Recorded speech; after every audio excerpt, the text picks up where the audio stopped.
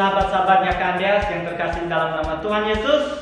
Puji Tuhan, kalau kita masih boleh ada sampai sekarang ini, itu semua karena anugerah Tuhan, pertolongan Tuhan yang Tuhan selalu nyatakan di setiap kehidupan kita, dalam kehidupan Kandias dan dalam kehidupan adik-adik semua. Kembali lagi bersama Kandias pada saat ini, kita sama-sama merenungkan kebenaran firman Tuhan.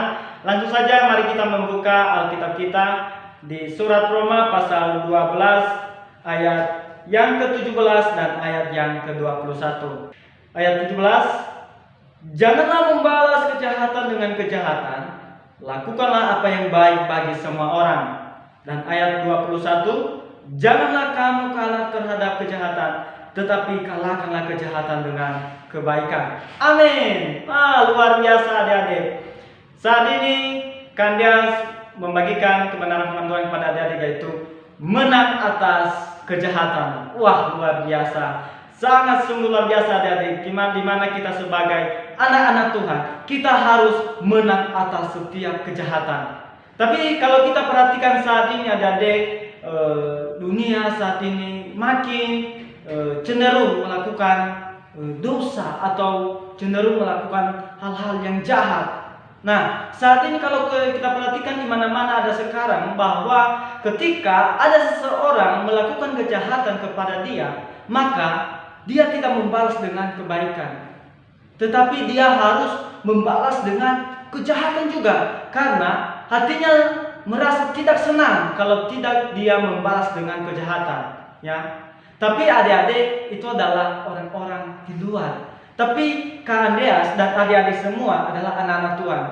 Sebagai renungan kita, firman Tuhan mengatakan tadi bahwa janganlah kamu kalah terhadap kejahatan, tetapi kalahkanlah kejahatan dengan kebaikan. Jadi adik-adik, kita sebagai anak-anak Tuhan, ketika ada sesuatu yang terjadi dalam kehidupan kita, atau ada teman kita, orang lain yang melukai hati kita, yang berbuat yang tidak baik sama kita, yang menuduh kita melakukan hal-hal yang tidak baik, padahal itu bukan kesalahan kita. Adik-adik, jangan pernah membalas hal tersebut, tetapi balaslah dengan kebaikan. Kasihilah dia.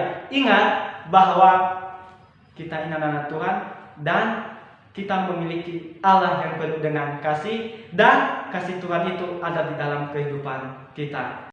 Jadi dalam hal ini adik-adik, tidak ada kata untuk berhenti untuk melakukan kebaikan, ya. Tidak ada kata untuk tidak mengasihi setiap orang-orang yang berbuat tidak baik kepada kita.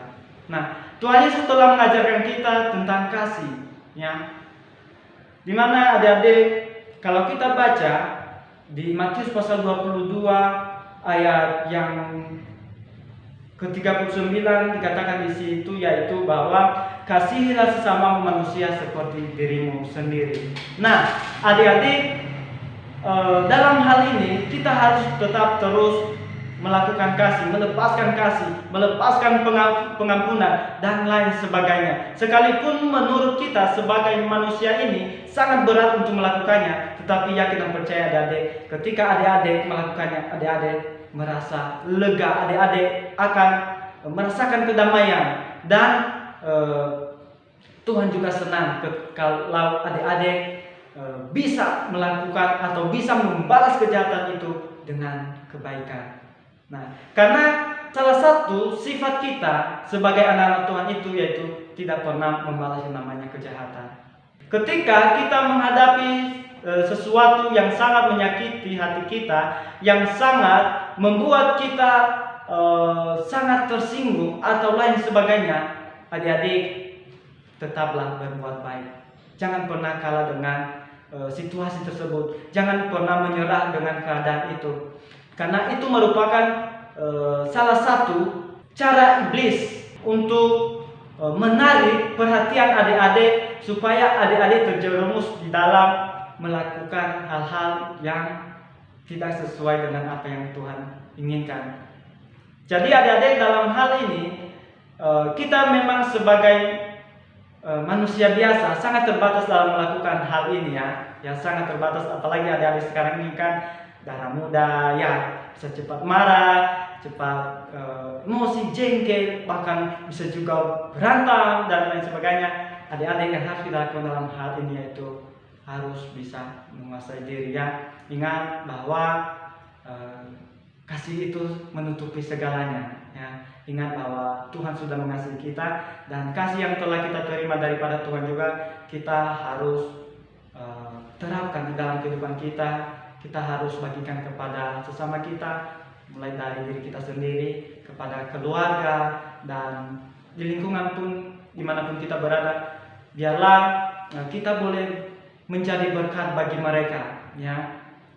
Karena adik-adik, ketika mereka melihat kehidupan kita yang tetap melakukan kebaikan, yang tetap membalas kejahatan dengan kebaikan, ketika mereka melihat kehidupan kita, maka kehidupan mereka terberkati dan mereka akan memuliakan Tuhan yang kita sembah, yaitu Tuhan Yesus. Jadi adik-adik, marilah kita sama-sama belajar untuk tetap melakukan yang namanya kebaikannya. Karena yakin dan percaya adik-adik, ketika kita melakukan hal-hal yang demikian, maka nama Tuhan dipuji dan dipermuliakan. Dan dengan kita melakukan hal demikian, itu menunjukkan juga bahwa kehidupan kita ini adalah mencerminkan kehidupannya Tuhan. Karena kita ini adalah anak-anak Tuhan, dan Tuhan itu selalu ada di dalam kehidupan kita. Demikianlah renungan kita pada saat ini adik-adik. Tetap semangat untuk belajar, dan jangan lupa juga untuk tetap jaga kesehatan, tetap juga untuk membangun hubungan yang baik dengan sesama, dan terlebih membangun hubungan yang baik kepada Tuhan.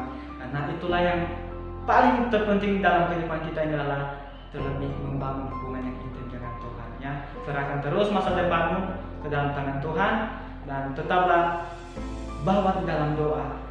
Tetap imani apa yang adik-adik inginkan saat ini, karena beberapa tahun ke depan nanti adik-adik menjadi orang yang berhasil, adik-adik menjadi orang yang dipakai Tuhan dengan luar biasa, dan nama Tuhan dipuji dan dipermuliakan. Keluarga juga bangga, dan juga Bapak Ibu gurumu di sekolah juga bangga, dan terlebih dirimu sendiri ya. Terima kasih banyak, Tuhan Yesus memberkati. Sampai jumpa di renungan selanjutnya. Tuhan Yesus memberkati.